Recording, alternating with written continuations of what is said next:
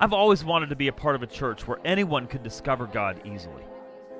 This desire was fueled when I read a story of the early church who was experiencing this influx of lots and lots of new people, most of whom who had no idea how to live the religious life. They had no clue how to live a Christian life. So there's all kinds of conversations about what kind of rules and what kind of guidelines should be placed on these believers.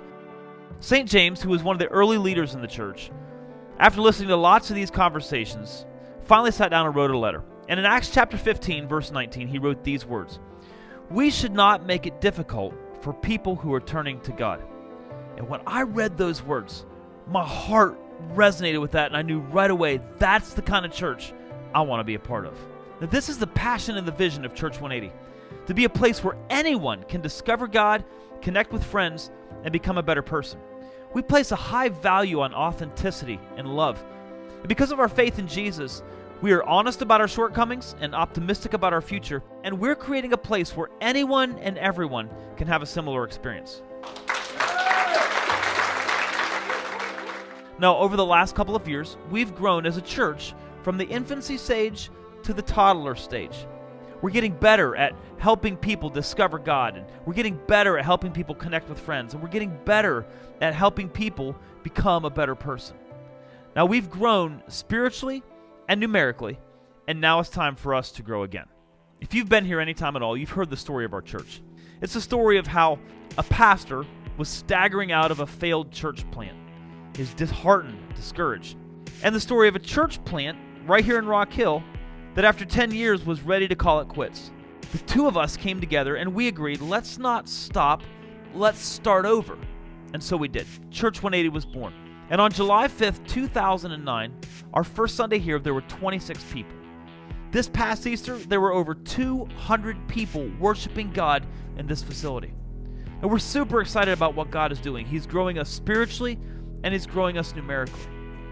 This is the story of Church 180, a place where discouraged, disheartened, confused, frustrated, disconnected people can find love, encouragement, and hope, and the courage to do a 180. We have a problem.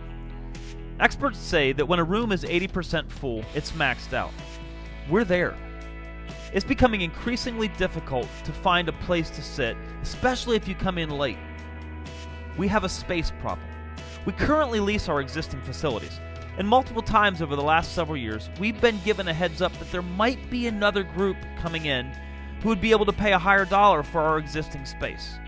It doesn't make a lot of sense for us to continue investing in a space which has no future. So, we have a space problem in a space in which we have no future. We've identified 3 options to deal with this problem. Option number 1, we can stop growing.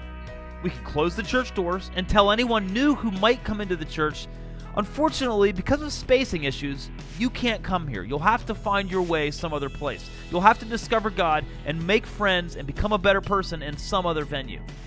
Well, we're not good with that option. So we looked at option number 2, which is buy what we can afford. Now, our church doesn't have any debt, but neither do we have an aggressive savings account. The problem that a lot of churches in our position make right now is that they buy what they can afford. Now, if we were to do that, we would end up with some tiny little shack way off in McConnell's Mills. And we're confident of this. God has called us to do ministry in this area. We really want to stay in this area. The third option is the best one for us. To maximize our current space while aggressively saving money to allow us to make our next move with financial strength. By simply moving some walls, we can virtually double our seating. So we have in place a plan to move these walls and will be completed by September of this year. This third option is fueled by this idea.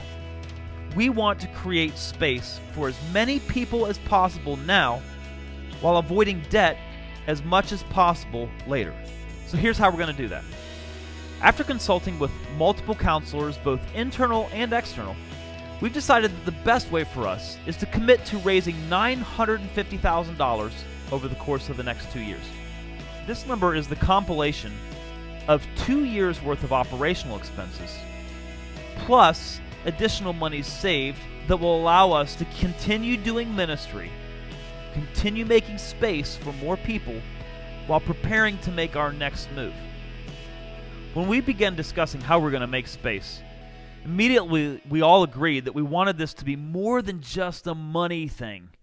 We wanted to create an opportunity for our church to grow spiritually, for you and for me, to all of us grow spiritually. Of course, we need to raise some money, we need to make some space, but we want it to be more than just money. We want this to be a time for all of us to make some important steps with our faith. One day I was reading in my Bible in Philippians chapter 1, where St. Paul wrote a letter to the church in Philippi. And when I read these sentences, these words gripped my heart, and I knew right away this has got to be the theme of these next 2 years. I pray that your love will overflow more and more, and that you will keep on growing in knowledge and understanding. When I shared these verses with our pastors and our advisory team, we all agreed these verses have to be the theme for this next 2-year journey. And now we're asking our church, all of us, to make a commitment to grow spiritually so that we will be ready to do what God is calling us to do and give generously so that we can make space for the people who will come here. So that's what we have committed to do.